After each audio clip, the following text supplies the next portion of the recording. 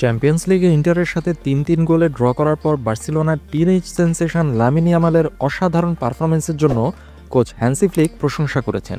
শুরুতেই ২-০ গোলে পিছিয়ে পড়ার পর বার্সেলোনাকে যখন বিধ্বস্ত বলে মনে হচ্ছিল, তখনই ইয়ামাল এক চমকপ্রদ স্টাইলে গোল করে এবং বার্সেলোনা উজ্জীবিত হয়ে ওঠে।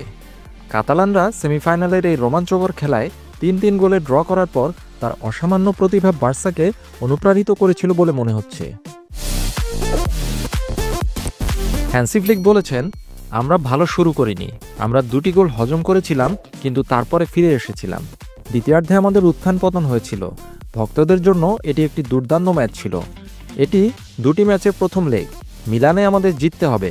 ফাইনালের আগে সেটি হবে আরেকটি ফাইনাল। আমরা চ্যাম্পিয়ন্স লিগের সেমিফাইনালের কথা বলছি। তারা দুর্দান্ত দল, তাদের অভিজ্ঞতা আছে, তারা আজ তা দেখিয়েছে। সেট পিসে তাদের একটা অ্যাডভান্টেজ ছিল, কারণ তাদের কাছে আছে ৪-৫ জন খুব লম্বা খেলোয়াড় এবং তারা সেই সুযোগটি কাজে লাগিয়েছে। লামিন আমাদের পথ দেখিয়েছে। ১-২ ব্যবধানের শেষটা খুবই গুরুত্বপূর্ণ ছিল।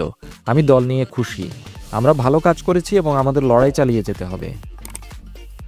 মিলানের সান সিরোতে আগামী ৭ই মে রাতে সেমিফাইনালের সেকেন্ড লেগে মুখোমুখি হবে দুই দল।